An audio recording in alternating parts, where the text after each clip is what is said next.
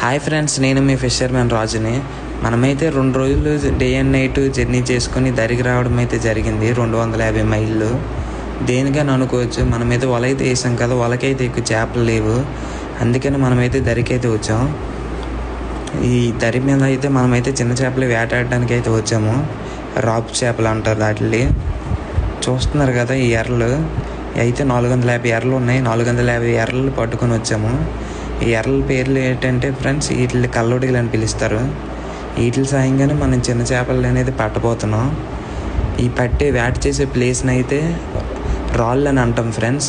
సముద్రంలో కింద కూడా కొండలు ఎలా ఉంటాయి ఆ టైప్లో కొండలు ఎలా ఉంటాయి, వాటి మీద మనం ఫిషింగ్ చేస్తున్నాము.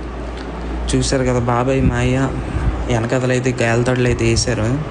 బాబాయ్ వాళ్ళు మాయ తాడులు అయితే వేసారు, రెడీ ఉన్నారు ఏ చేప ఆడుతుందని. మరి ఏ చేప పడిందో కింద తెలియాలంటే నెక్స్ట్ వచ్చే వీడియోని చూడండి.